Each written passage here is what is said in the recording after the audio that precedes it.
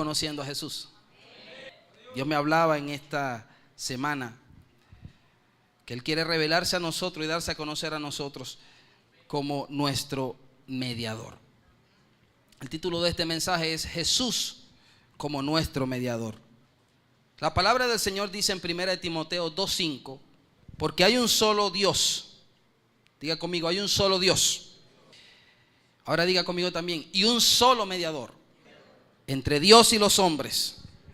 Diga ahora, Jesucristo. O sea, es interesante que usted entienda en esta mañana que no hay dos dioses ni tres dioses, hay un solo Dios. Y más aún, Dios quiere que los conozcamos, o Jesús específicamente quiere que lo conozcamos a Él como nuestro mediador. Todos sabemos que el pecado destruyó la relación que nosotros teníamos con Dios. Destruyó la amistad, la armonía que había entre Dios y nosotros, producto de ese pecado. Pero Él estableció un mediador. Dios envió a su Hijo unigénito para que todo aquel que en Él crea no se pierda, mas tenga vida eterna.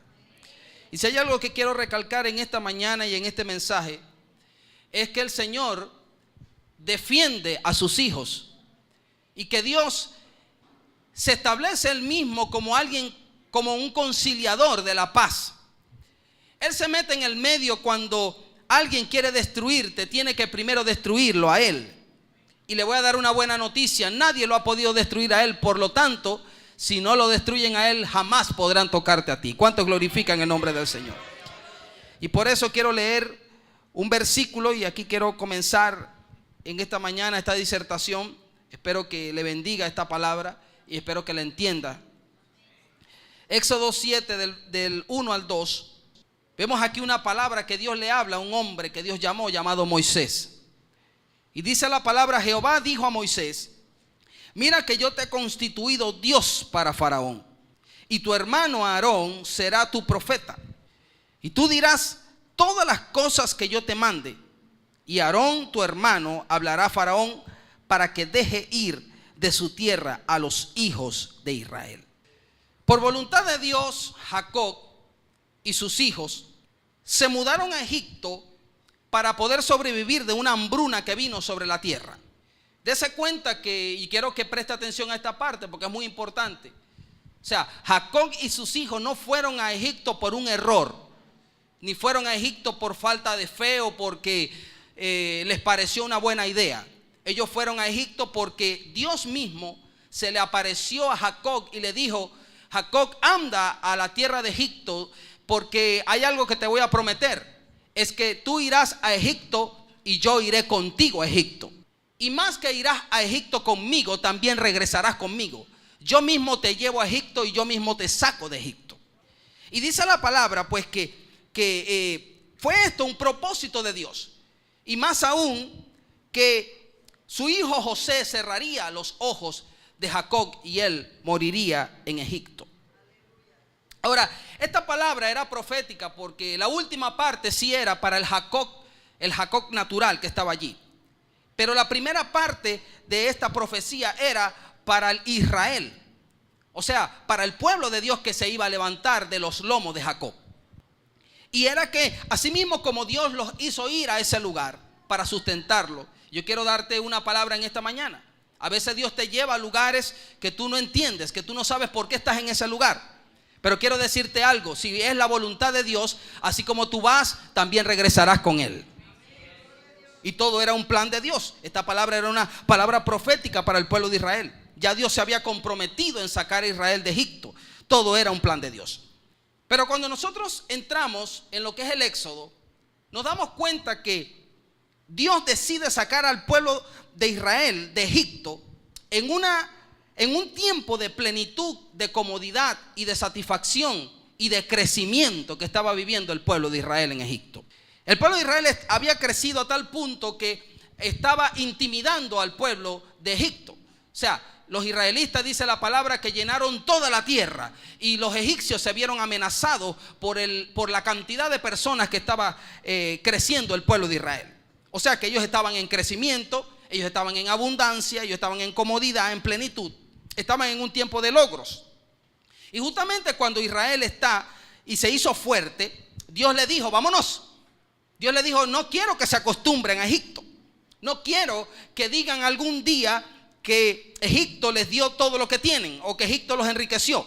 Dios es un Dios celoso y Él lo que es de Él lo cuida.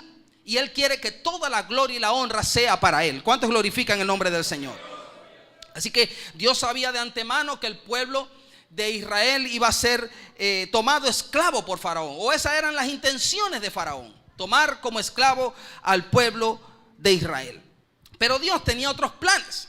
¿Cuántos saben que Satanás tiene sus planes, pero Dios tiene los suyos?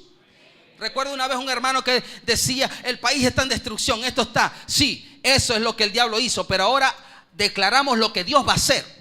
Porque no demos tanta importancia a los planes de Satanás, pues démosle importancia a los planes de Dios. Así como Satanás está trayendo muchas cosas, también Dios está estableciendo su reino, así como lo vimos a través de ese video. O sea, Dios está trayendo sanación, Dios está trayendo libertad, liberación, sanidad del alma. O sea, Dios te está moviendo de tu círculo de comodidad. Ahora, cuando vemos todo esto, vemos que Dios quería solamente la alabanza para Él y la gloria para Él. Nos damos cuenta que no te sorprendas que cuando estés en el momento de mayor plenitud de tu vida, de comodidad, yo hablaba de esto en esta semana, cuando ya estés a punto de lograr algo, no te extrañes cuando Dios venga y te diga, vámonos. Dios lo hizo con el pueblo de Israel, a un pueblo numeroso, un pueblo grande. No creas que tú vas a ser la excepción. Señores, pero es que aquí en esta ciudad creo que voy a lograr esto o voy a lograr el otro. Mas Dios tiene otros planes contigo porque sabe que Faraón te quiere tomar esclavo. Y por eso es que muchas veces no entiendes el plan de Dios. Esto no se trata que lo entiendas, esto se trata que le obedezcas al Señor. Y por eso tú debes entender que va a llegar un momento de plenitud en tu vida y quizás de comodidad. Y cuando llegues y digas, me siento bien, siento que lo he logrado, ahí es cuando Dios dice, ahora llegó el momento peligroso. Porque cuando nos sentimos cómodos, nos convertimos en unos flojos espirituales. Ya no hacemos nada, creemos que ya lo logramos. O sea, yo quiero decirle algo aquí a todos los que tienen ministerio en esta iglesia. Nunca se conformen con un crecimiento que estén experimentando. Siempre aspiren con Dios a tener cosas mayores. Porque tu Dios no es un Dios limitado y que se conforma con algunas cosas que Él te da. Él quiere darte mucho más abundantemente de lo que tú piensas o crees. Él quiere bendecirte, Él quiere llenar, Él quiere abrir caminos, Él quiere darte victoria en muchas áreas de tu vida. Así que no limites a Dios por tu falta de fe. O sea, comienza a creerle a Dios. Comienza a decirle, Señor, yo te necesito. Señor, yo quiero avanzar, yo quiero lograr. Yo no me conformo con una iglesia llena un domingo. Yo me conformo con un país que glorifique completamente al nombre del Señor. Si cada pastor se enfrasca en su iglesia y en hacer crecer su iglesia, nunca llegaremos a evangelizar a toda Venezuela. Porque nos concentraremos tanto en hacer nuestro propio beneficio que en el beneficio común, el beneficio de la gente, el beneficio. Hermano, ¿cuánta gente cuando veía la foto de esa joven llorando allí en su hogar? ¿Sabes qué? Allí llegó Jesús a hablarle una palabra. Y ¿sabes algo? Esta serie se trata de que tú conozcas a Jesús. Y hoy el mensaje es, Él quiere darse a conocer a ti como su mediador. Pero en medio de todo esto, de todo este acontecimiento, de todo este conflicto que estaba viviendo Israel, la palabra de Dios nos muestra el rol mediador de Jesús. Usted dirá, pastor, pero estamos hablando del Antiguo Testamento. Sí, pero Jesús aparece allí. Jesús se da a conocer como intercesor. Jesús se da a conocer como un abogado. Hay gente que quiere hacer el trabajo de Jesús, quiere ser más abogado, que vive defendiéndose. Déjale tus problemas y tus cargas al Señor.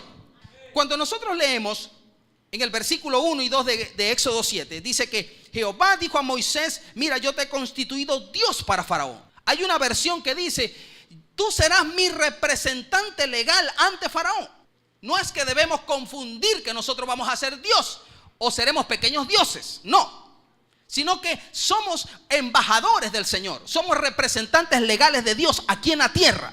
Y como representantes legales de Dios debemos dar la talla para representar a un Dios grande.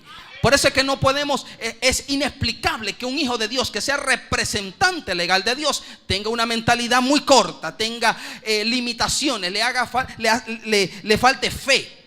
Personas que se estén limitando por la economía, se estén limitando por la situación, se estén limitando por un problema familiar. Acuérdate, tú eres un representante del Señor y acuérdate, si Él venció, tú también puedes vencer. Todo lo puedo en Cristo que me fortalece. O sea, no hay nada que pueda derrotar a un cristiano siempre y cuando tenga a Jesús en el medio de su vida. Nada lo podrá vencer. ¿Cuántos dicen amén a eso? Entonces, aquí vemos claramente, gloria a Dios, que a Dios Padre dándole la palabra a Jesús en la persona de Moisés. Moisés era un prototipo de Jesús. ¿Ok? Y vemos que al mismo tiempo Moisés le daba la palabra a Aarón, porque usted sabe que Moisés tenía un complejo, que él era tartamudo. Hay mucha gente que se acompleja por asuntos físicos. Dios no está limitado a tu incapacidad física o mental. Dios puede usar a cualquier persona, no importa sus imposibilidades. Es para que tú entiendas que no eres tú, sino es Él dentro de ti, capacitándote. Cuando otros te menosprecian y dicen que tú no lo vas a lograr, Dios dice: yo estoy contigo, no te dejaré, no te desampararé, siempre te sustentaré con la diestra de mi justicia. Así que no te limites por algo físico o algo mental. Por eso es que aquí vemos la Santa Trinidad. Quiero que por favor ahora lea conmigo en 1 de Juan 2 del 1 al 3. Dice: hijitos míos, estas cosas os escribo para que no pequéis. Y si alguno hubiere pecado, abogado tenemos para con el Padre, a Jesucristo el justo. Una pregunta: ¿qué palabra aparece allí? La palabra abogado. ¿Qué hace un abogado? Abogado es alguien que defiende la causa de la otra persona. Así que no tienes que estar peleando una batalla que no te corresponde, porque tú no eres abogado. No sea que te conviertas en el abogado del diablo, tratando de justificar malas acciones. Lo que pasa es que yo pequé porque, lo que pasa es que yo caí porque. Tú caíste porque eres un sinvergüenza, porque tu carne te dominó. Si hay algo que le gusta al Señor es cuando la gente reconoce su falta. Bienaventurado el que reconoce su falta y se aparta, y alcanzará la misericordia del Señor. ¿No escuché amén a eso? Así que Él es tu abogado, Él te defiende. Él es tu mediador, Él se coloca en el medio para darte una solución, una salida a tu problema.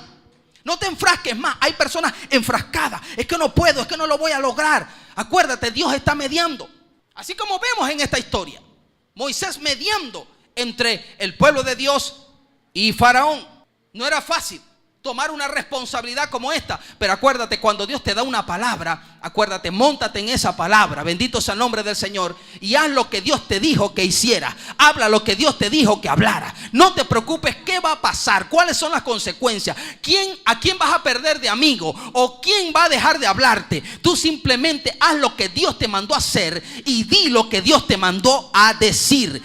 Anda al lugar donde Dios te dijo que fueras. Pero hay muchos del que dirán: ¿pero qué van a decir? ¿Pero qué van a decir?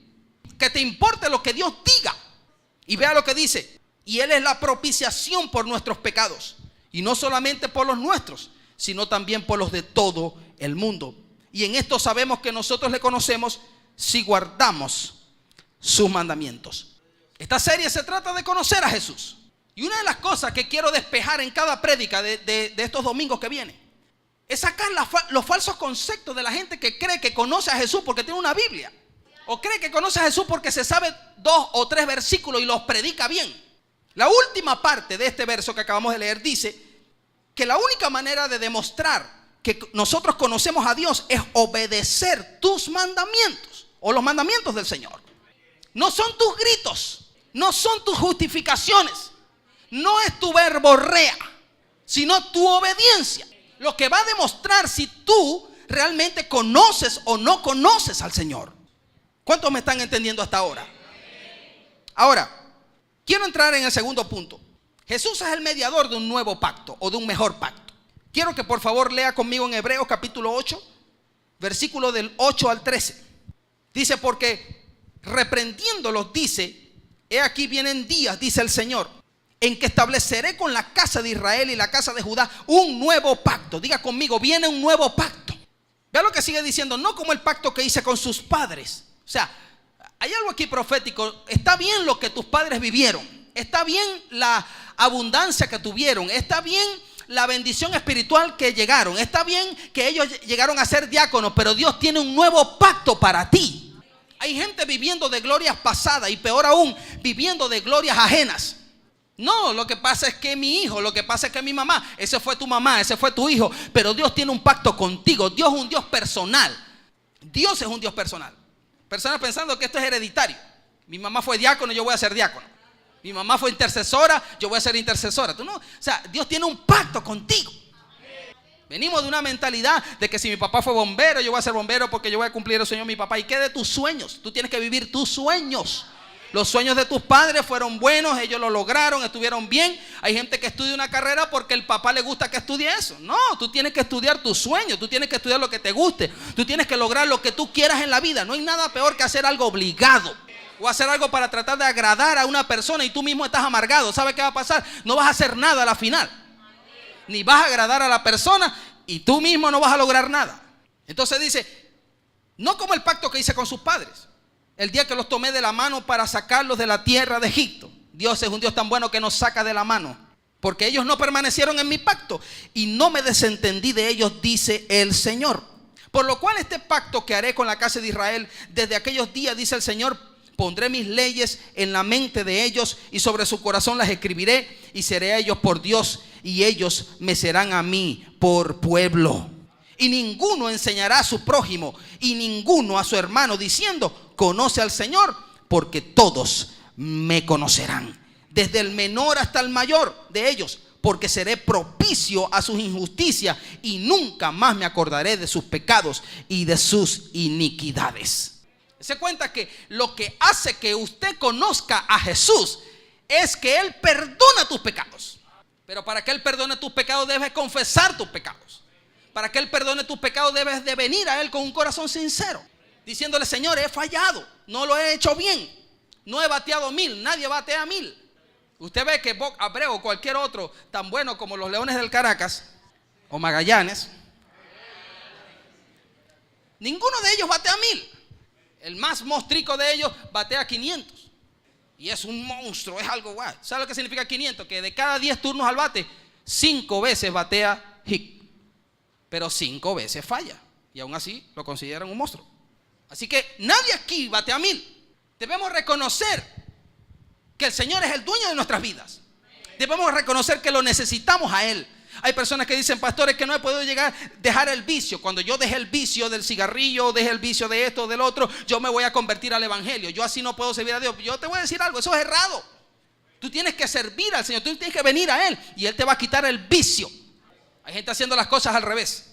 Por eso que dice, y nadie dirá, mira, conoce al Señor, porque todos me conocerán. ¿Sabe por qué? Yo conozco a Jesús, porque siempre me acuerdo de la cruz de Él. Siempre me acuerdo de su perdón. Siempre me acuerdo de que Él lavó mis pecados en la sangre, en la cruz del Calvario. Con su sangre me limpió, me lavó. Y eso hace que yo lo conozca a Él todos los días. Nadie más puede experimentar el conocimiento de Dios que alguien que fue perdonado por Él. Bendito sea el nombre del Señor. Por eso es que Jesús es nuestra propiciación. Este es el tercer punto. Y aquí quiero detenerme porque estamos hablando de que Él es mediador. Y vamos a ver el rol de Jesús como propiciación. Para los que no saben, propiciación es aquel que calma, o es un acto que calma la ira de Dios. Así que si Jesús es nuestra propiciación, Jesús es nuestro mediador. ¿Cuántos saben que cuando alguien está molesto con otra persona, siempre necesitan a alguien que esté propiciando en el medio? Mira, no pelees, mira, no grites, mira, cálmate. Hay gente que necesita un propiciatorio o una propiciación en el vehículo, cuando se comen la luz, cuando te quitan la derecha, cuando vas a estacionar y viene un vivo y se estaciona primero que tú no sabes ni dónde sale el carro y cuando está estacionado. Necesitas una propiciación, alguien que medie, alguien que trate de conciliar. Se necesita una propiciación en el hogar. Muchas veces con los esposos pelean más que los perros y los gatos. Se necesita una propiciación muchas veces en los ministerios, en la iglesia. Hermanos peleando entre ellos mismos. Pero gracias a Dios que eso en otros lugares. Aquí no, aquí reina la paz y el amor.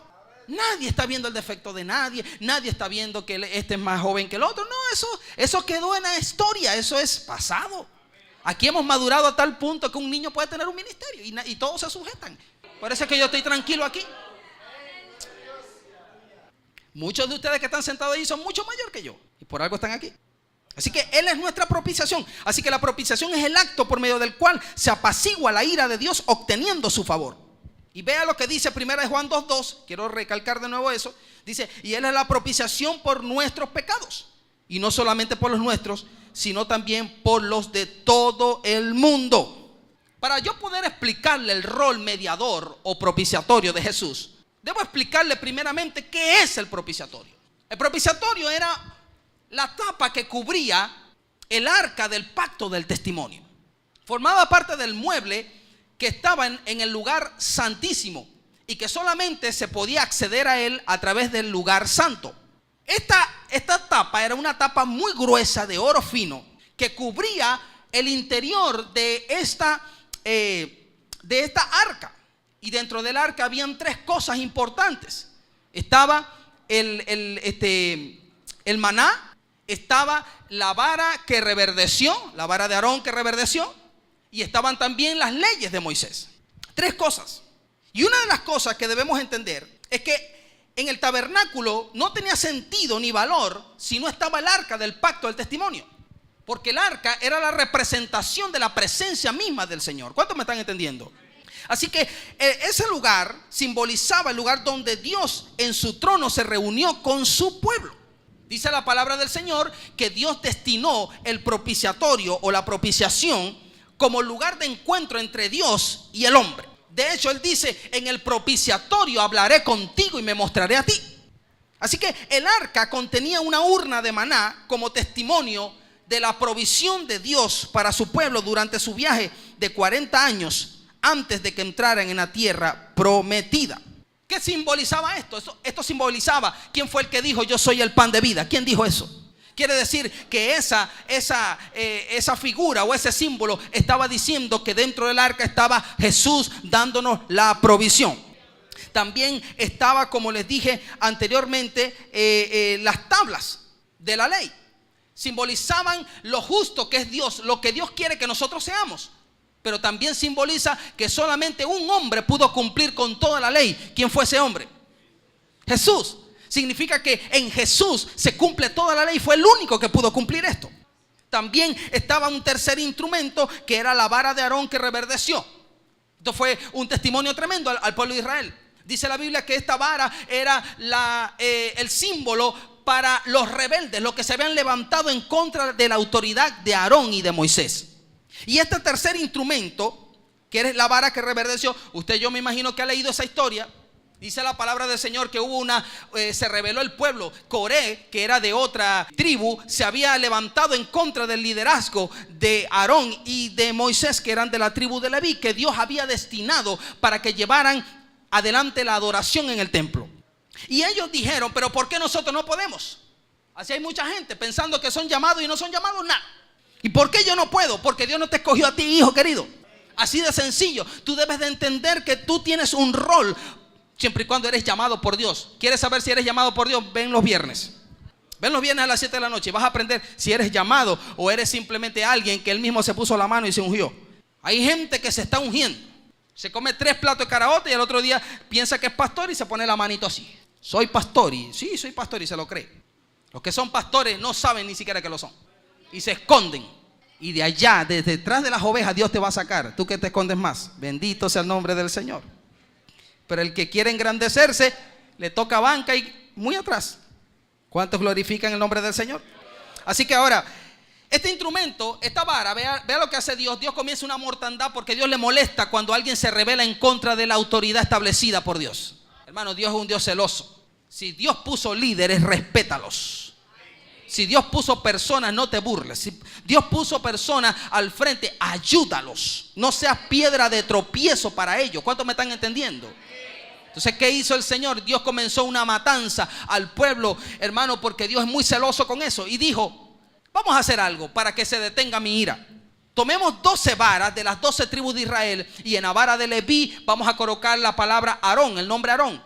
Y la vara que al siguiente día, todas eran varas de almendro, y la vara que reverdezca y dé frutos al siguiente día, ese será mi escogido. Y dice que la única vara que reverdeció y dio fruto fue la vara de Aarón. Dios selló con esto la autoridad de Aarón sobre el pueblo de Israel en cuanto al servicio de la casa de Dios. Y Dios dijo, ya no quiero más murmuración en el pueblo.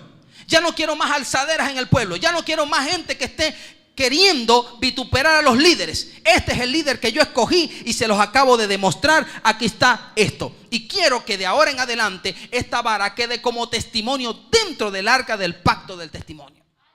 Y el significado de esta vara Todos sabemos, hermano, que una vara ya está muerta, ya no tiene vida. Es imposible que salga de ella frutos. Asimismo, es la representación de que cuando Cristo murió, era imposible que resucitara desde el punto de vista humano, pero Él al tercer día se levantó. ¿Y por qué de almendro? Porque el almendro es la única fruta o el único árbol que es el primer árbol que florece en primavera, dando a entender que Jesús es la primicia de la resurrección. Y después nosotros seremos, después de Él, los que resucitaremos. Los que hayamos ya muerto, resucitaremos y estaremos para siempre con el Señor. Hay gente que le tiene miedo a la muerte. Yo le voy a decir algo: el que muere llegará primero a la presencia de Dios que el que está vivo. Porque dice que los muertos no estarán después de los que están vivos. Ellos volarán, serán resucitados y estarán y recibirán a Jesús en las nubes y estarán para siempre con el Señor. Luego nosotros, los que habremos quedado, seremos arrebatados. Hay gente que se aferra: yo voy a ver la venida de Jesús. Yo no me aferro a eso. Yo no sé si cuántos días o cuántas horas me queden. Por eso debo vivir mis días como si fuera el último. Tú no sabes si mañana tú estarás aquí. Y no quiero meterte miedo, pero esa es la verdad. Tú no sabes si mañana tú estarás aquí en la tierra. Hay gente que dice: comamos y bebamos y hagamos un desastre, que bueno, esta es mi vida. Y de repente te quedan horas. Y quizás Dios te trajo aquí para darte una oportunidad. Oh, aleluya. No quiero intimidar, pero es la verdad. Cristo tiene un propósito contigo y por algo Él ha venido aquí y te está enseñando que así como Él resucitó, tú también vas a resucitar si lo aceptas a Él. ¿Cuántos glorifican el nombre del Señor? Así que esa vara que reverdeció significa pues el testimonio para los rebeldes y de que Jesús un día resucitó y hasta hoy da fruto. ¿Sabe por qué da fruto? Porque cada alma que nos ganamos, esas 948 almas que nos ganamos en este año, son los almendros que todavía están dando fruto de aquella vara que reverdeció. Somos el fruto de Jesús, somos la extensión de Jesús aquí en la tierra. Cada alma que nos ganamos es un fruto nuevo. Cada alma, cada persona que es cambiada, cada persona que se discipula, cada persona que se bautiza es un fruto nuevo. Bendito sea el nombre del Señor. Y me contenta en ver caras que aceptaron la semana pasada y algunos esta semana en el culto de jóvenes. Y les animo a seguir permaneciendo en los caminos del Señor. Este es el mejor camino que tú puedes usar. Así que el propiciatorio significa el lugar donde Dios se encontraba con el hombre pecador.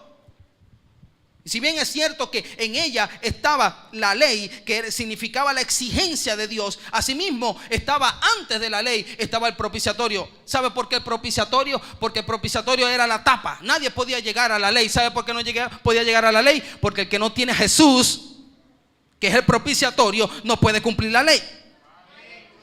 El que no tiene a Jesús como propiciatorio no puede tener provisión. El que no tiene a Jesús como su propiciatorio no resucitará ni dará frutos. Por eso es que era el lugar. En ese lugar venía la sangre de la víctima inocente en el propiciatorio y se encuentra con la exigencia de esa santa ley. El sacerdote rociaba sangre sobre el propiciatorio diciendo que no había otra manera de que Dios se aplacara su ira o hablara con el hombre sino a través de la sangre de un cordero, dando una alusión a lo que iba a venir. Jesús era el cordero y a través de su sangre en el propiciatorio Dios puede hablar contigo y conmigo. Tú te puedes acercar. Por eso es que dice: acerquémonos pues confiadamente ante el trono de la gracia. Y el trono de la gracia era el propiciatorio. O sea, Dios te está diciendo: si tú te acercas con la sangre de mi Hijo Jesús, no te va a pasar nada. Si te acercas con la sangre de mi Hijo Jesús, te voy a proveer lo que tú necesitas. Si te acercas con la sangre de mi Hijo Jesús, te voy a dar la vida. Si te acercas con la sangre de mi Hijo Jesús, no vas a pecar. Vas a cumplir la ley sin aún saberlo. Bendito sea el nombre del Señor. Así que el libro de Éxodo 25, del 17 al 22 dice: y harás un propiciatorio de oro fino, cuya longitud será de 2 codos y medio, y su anchura de codo y medio. Harás también 2 querubines de oro, labrados a martillo. Los harás en los 2 extremos del propiciatorio. Harás pues un querubín en un extremo y un querubín en el otro extremo. De una pieza con el propiciatorio harás los querubines en sus 2 extremos. Y los querubines extenderán por encima las alas, cubriendo con sus alas el propiciatorio. Sus rostros el uno frente del otro, mirando al propiciatorio, los rostros de los querubines. y pondrás el propiciatorio encima del arca, y en el arca pondrás el testimonio que yo te daré, y de allí me declararé a ti. ¿Están escuchando eso, mis hermanos bellos? Y hablaré contigo sobre el propiciatorio. Dios no puede hablarle a alguien que no tiene a Jesús.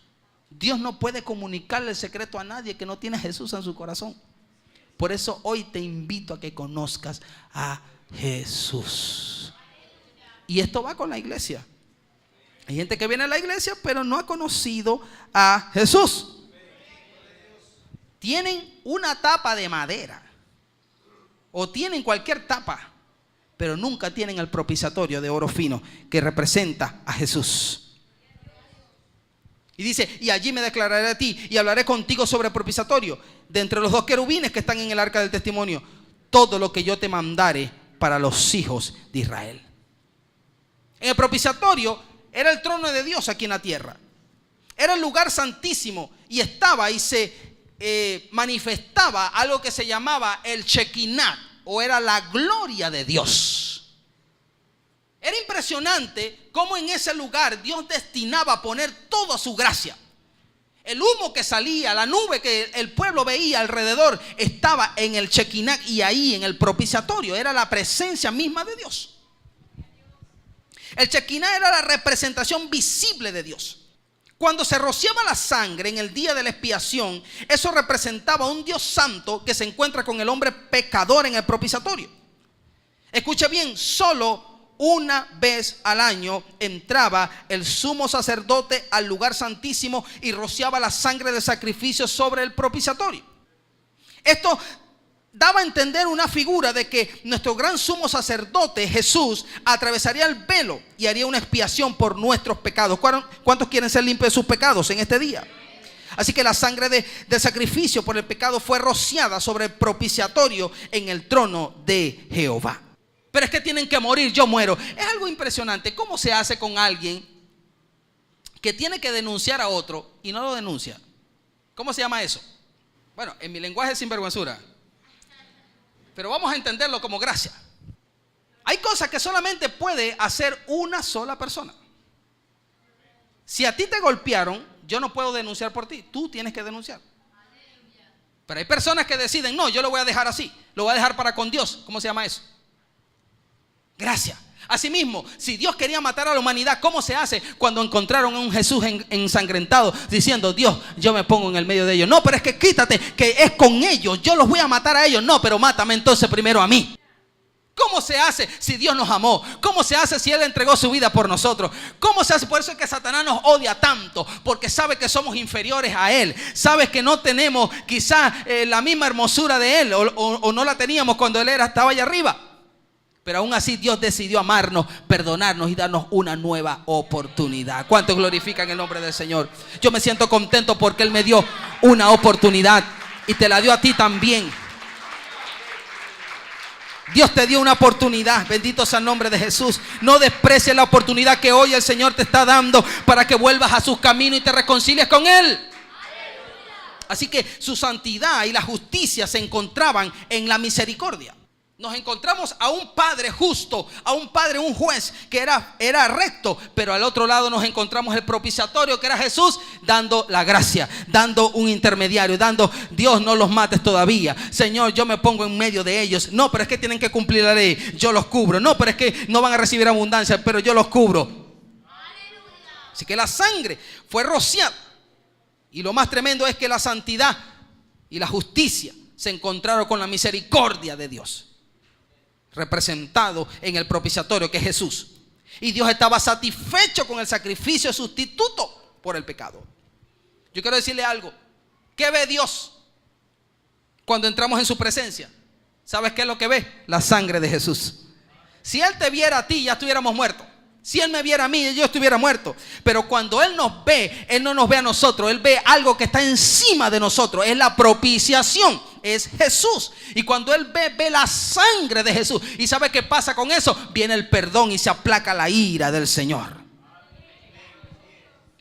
Cuando Él ve la sangre, Él sabe que todas sus exigencias en contra de nosotros se han cumplido totalmente en la muerte de su Hijo Jesús. Él ya no tiene una sentencia en contra de nosotros. Él nos invita a acercarnos a Él Aleluya. Por eso es que Jesucristo es nuestro sacrificio, es nuestra propiciación. Jesucristo es el único, escúchame bien, hermano y amigo que ha venido en este día. Jesucristo es el único medio para alejar la justa ira de Dios hacia el pecador inmundo. El hombre en su naturaleza pecaminosa no puede cambiar la disposición de un Dios santo y justo. El hombre pecador no puede producir en Dios una actitud favorable. Necesitaba que Dios mismo viniera y muriera. ¿Quién fue ese? Jesús.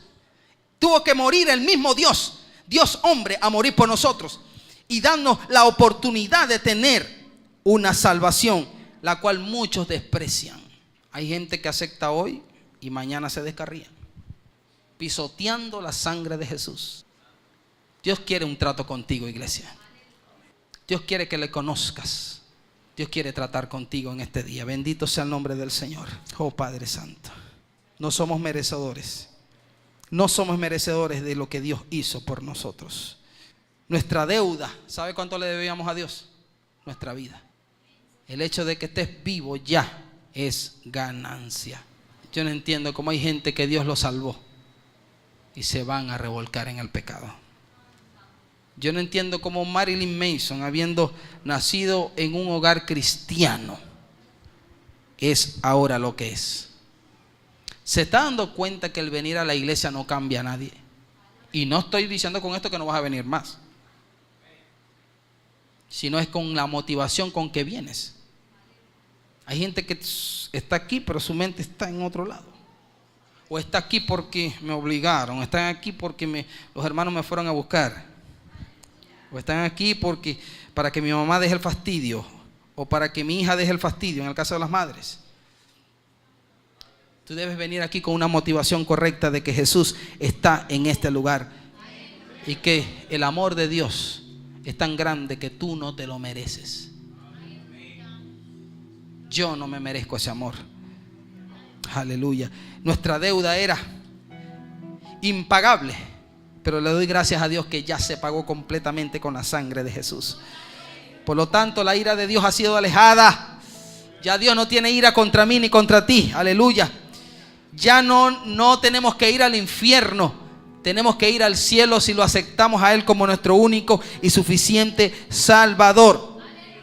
Por eso Hebreos 4:16 dice: acerquémonos, aleluya, acerquémonos pues confiadamente ante el trono de la gracia, para alcanzar misericordia y hallar gracia para el oportuno socorro. Póngase de pie, por favor.